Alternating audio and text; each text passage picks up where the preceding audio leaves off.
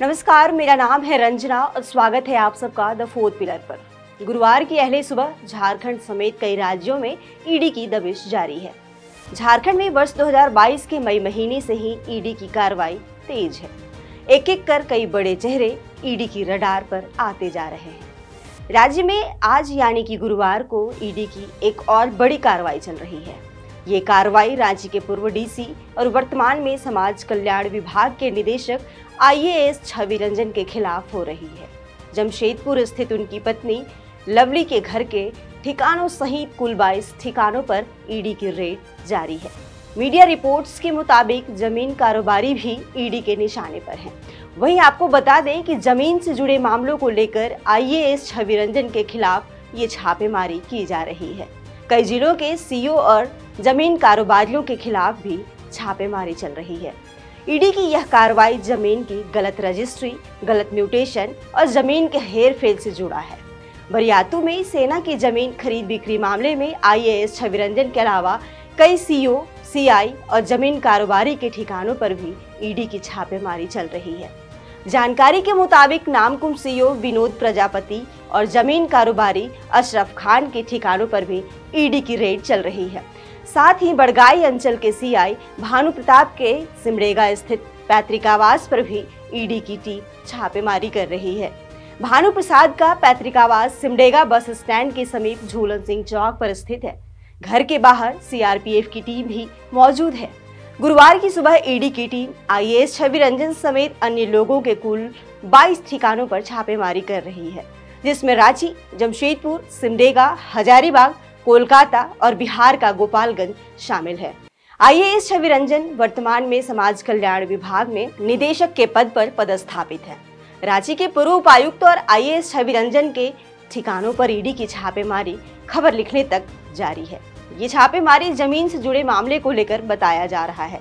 IAS Chhavi Ranjan Ranchi में DC रहते हुए बड़े पैमाने पर जमीन के घोटाले और कई बेशकीमती सरकारी पेड़ों की चोरी का भी आरोप है।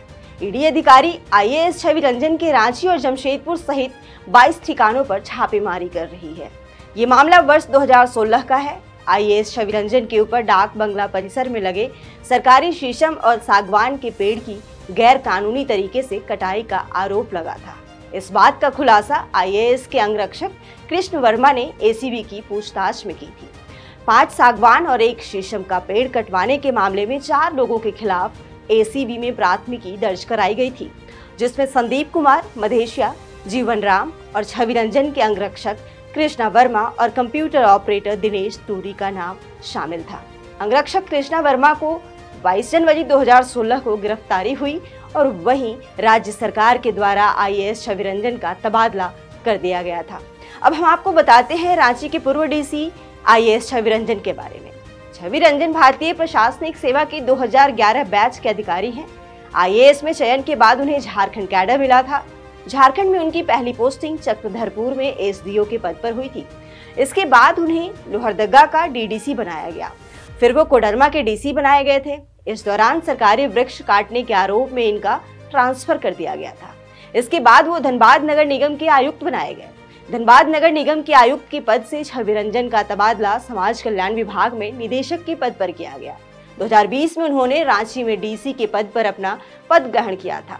तत्काल आईएएस छवि रंजन समाज कल्याण विभाग के निदेशक पद पर तैनात हैं। बता दें कि पिछले दिनों सीएम हेमंत सोरेन के रांची स्थित खदान लीज नवीनीकरण को लेकर तत्कालीन उपायुक्त रहे छवि रंजन सुर्खियों में थे। फिलहाल ये मामला भी ईडी की फाइलों में दर्ज है। आईएएस छवि रंजन और उनकी करीबियों के यहाँ चल रहे रेड को लेकर सरकारी महकमों में हड़कंप मचा हुआ है।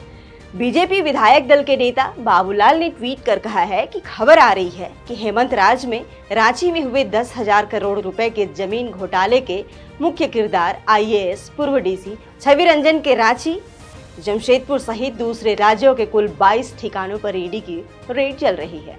ये वही अफसर हैं जिसने कोडरमा में डीसी रहते कीमती सरकारी सागवान के पेड़ों की चोरी की थी। इस मामले में चार्जशीटेड यह अफसर हाईकोर्ट से जमानत पर है।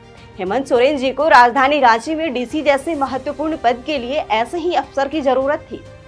प्रेम की कृपा बरसी और छवि रांची में जमीन लूटपाट के लिए ही लाए गए। इन सबों ने देश और मातृभूमि की रक्षा करने वाली सेना तक की जमीन को बेच खाने में कोई कसर नहीं रखा।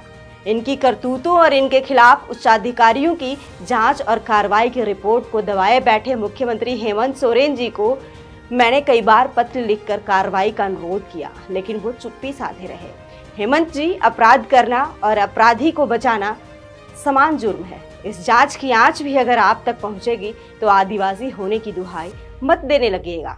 ईडी की इस कार्रवाई पर अभी कई अपडेट आने बाकी हैं। फिलहाल अभी के लिए इतना ही। आगे देखते रहें द फोर्थ पिलर। अगर आप चाहते हैं कि हमारे वीडियोस का नोटिफिकेशन आपको बिना देरी के मिलता रहे तो आप इस चैनल को फॉलो और सब्सक्राइब जरूर कर लें। बाकी आप हमारे काम को लेकर कोई सुझाव हमें देना चाहते हो तो कमेंट बॉक्स में आप सादर आमंत्रित हैं। इसके अलावा हमारे वीडियोस आपको अलग अलग ठिकानों जैसे फेसबुक, इंस्टाग्राम, ट्विटर पर भी देखने को मिलेंगे, जिसके लिंक डिस्क्रिप्शन में डाल दिए गए हैं। शुक्रिया।